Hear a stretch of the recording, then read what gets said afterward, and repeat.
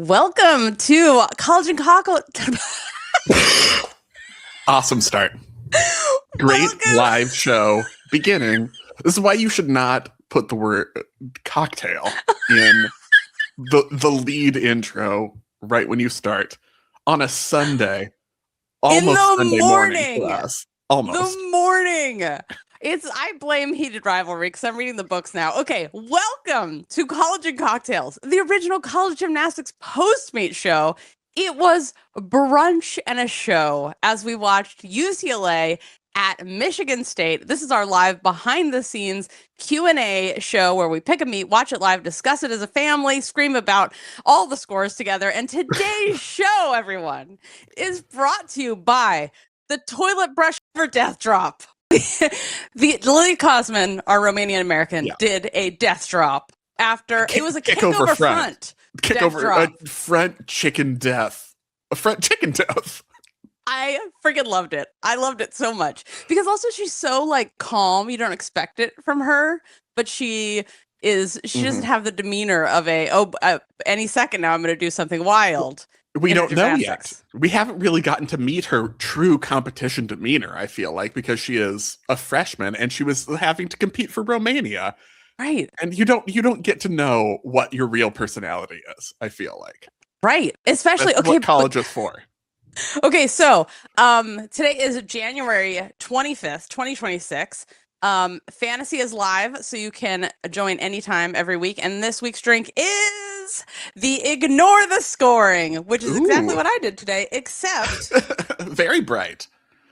And delicious. These are very like what you need in the winter, like a citrusy. Let's give you some vitamin C. Because I look at that and I think summer. I think, what do we need right now? Some sunshine into the dark corners of our lives. Shout out to everybody that's under the blizzard right now. My family sent videos of the streets are empty. Nothing has been plowed. You can walk down the middle of the street kind of blizzard. Okay, so UCLA at Michigan State. We saw the Jordan Childs effect. Michigan State got to be in the big gym. It's an actual arena instead of like a high school basketball court that they usually compete on. Yeah, they said like 9,800. It was something close to 10,000. And I was like, oh, just lie. Just bring in some people. It's cold. Just be like, do you need some place to stay? Get it over 10,000. 9,887. Thank you to our fact checker. And then Jordan supplied a 10 on floor. Yeah. Which I don't have a problem with. Jordan Childs had almost like a home meet 40. You felt like, given a certain other context, like other judges, like you could have very easily, believably gone 10 on bars and vault. One judge did give a 10, and I was like, she wobbled on fully did you not on that switch. See? On that switch time. That was the one thing where it was like, can't do that. But I was like, given a different judging panel, she could have had a 30 going into beam. Pretty believably. I think this is the highlight of the problem with college judging. And just so you guys know, the scoreboard still exists. It is still in operation, but many, many teams have opted out, and many, many judges are allowed to opt out, you guys. That's a real thing. So unless the schools opted in and the judges opted in, you can't send the score off to be evaluated. So, but it's crazy that you can see the same routines and they're given different scores. Like, it should always be the same no matter where you go. And I think that illustrates, like, Jordan Childs did the exact same vault. Was it a 10? 2 weeks in a row. Was it a 10 last week? No. Was it the same vault this time? Yes. So should it have gotten the same score both times? Yes. Whether it's wrong or right, it should have been scored the same. So do you agree it was the same? It was a carbon I thought it was like, I was like, that's an identical vault. The same section of cross legs in the air if you decide to take it, or the same bent arms. Your Chaco double full, so we're gonna ignore it. Right, which is why this is the greatest drink name of all. Ignore the scoring, because that's how I enjoy gymnastics in college. Did the right team win? Yes. Yeah, I think so. I think UCLA won by 0.5, and I think that was right.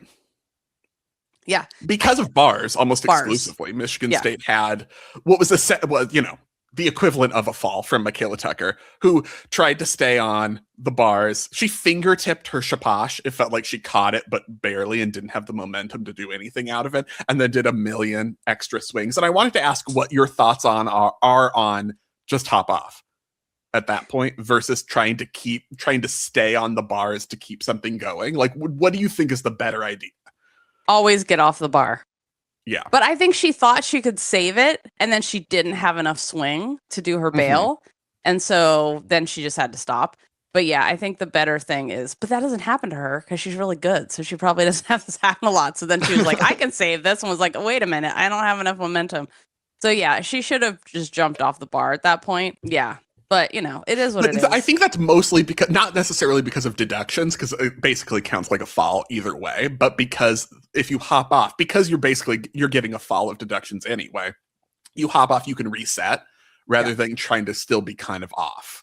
But she ended up being fine, because that bail that she did afterward, once she finally did it, was really nice. I was like, okay, you got the momentum you needed. I do like when the audience gets to see, if they're not familiar with gymnastics and they just see, you know, people being great on bars all the time and never stopping, like a front support. Here's how we stop on top of the bar, readjust our grip. Look, we're sitting on it with our hips, basically the front hips. It's the pelvic hold on the front hips is a nice way to describe it. The pelvis, yes. And this is how we fix your grips and go. So it was interesting watching this meet, because I was like, Michigan State has been the best vault team in the country in the past, but they don't have the same vaulters. They have some of the same vaulters, not everybody. And I felt like they still showed, there's 3 or 4 people on this team that have everything they need, that if they stick and do those vaults, they can get a 10, because their technique is perfect. They're not bending their arms. They're in the air. They're straight. But they don't have the depth that they had before. And that really showed on bars, of course. Yeah, I think basically, yes, I agree. But this was a huge improvement if you watch the last couple weeks for Michigan State. Like, there were errors, but it was like manageable errors. Got through it errors, like exemplified by Nikki Smith's bars right after Michaela Tucker's miss, because she has been falling on bars. She has been struggling up a storm on bars, and she white knuckled that routine. She was like, I will not. There were several mistakes, but she got through it. And this felt like the Michigan State, they had errors. This was their get through it, like fight through it competition in a lot of respects. UCLA kind of had that too in the beginnings of lineups. And I feel like now after this week, they'll be like, okay, we got things going, because they shouldn't be 21st in the country. I don't think they're as good as they were last year, but they're not 21st. 21st, like that's not representative of the actual quality of this team. So I think they should get it together. We did have a question come up. Yeah. There. Well, okay. I want to go back to the question we had about Barra's ankle wrap. So basically, if you guys didn't see it, she had, so it looked like a regular ankle wrap, but then there's like a big half circle, looked like a tennis ball attached to the front of her ankle. So this is a trainer trick. You put half the tennis ball on the front of the ankle. And this is to prevent, like, when you're landing short, it gives you something there. If you land short, it gives you a pressure in the opposite direction to stop your ankle from that, like, crunch if you land short. So, and landing short is under rotating. So that's what it's for, and it's been used for a long time. And probably if anybody ever tried this in Elite, the FIG would ban it immediately. It probably is already classified as like not a wrap or something. Aesthetic padding. Yes. Oh, Jesus. Yeah, that's why you see it in college. Like, lots of these things you see in college, and the NCAA is like, or the FIG is like, absolutely not. I want to talk about, speaking of Oklahoma, and there were obviously, we had an impossible score from Oklahoma on Friday. It was nuts. And hopefully, you know, everyone submitted that judge for review to the meet referee and to the meet assigner to be like, hey, this is a problem. But I want to just talk about Oklahoma versus both of these teams that we watched today, because this is the difference between Oklahoma is the details, and we don't see that. We have seen that across the board from Michigan and from UCLA in the past, but not today from either of these teams, Michigan State. So the details are like watching beam, for example.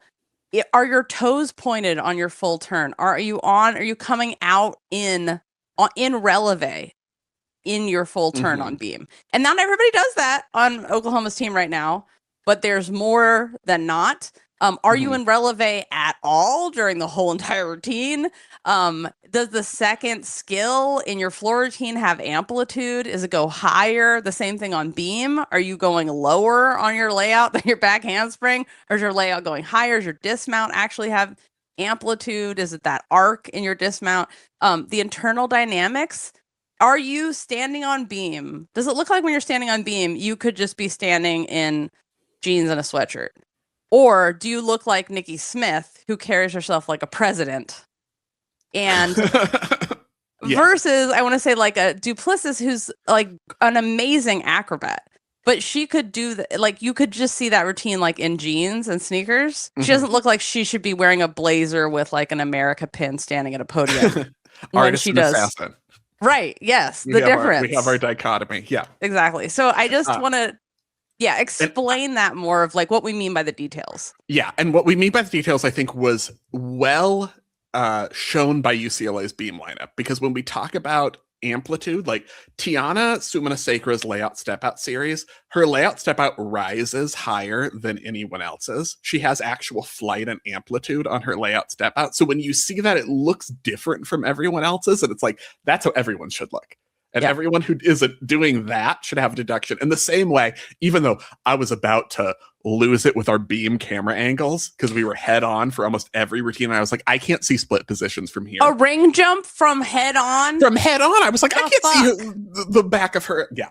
But anyway, the one thing you could see was Sienna Alipio's feet in her back handspring layout step out series were so much better than everyone else's and pointed toes. And it's like that That's the is detail. why we get upset at the scores for most routines because you're not rewarding Sienna for how much better hers is and how much harder what she's doing is than what everyone else is doing.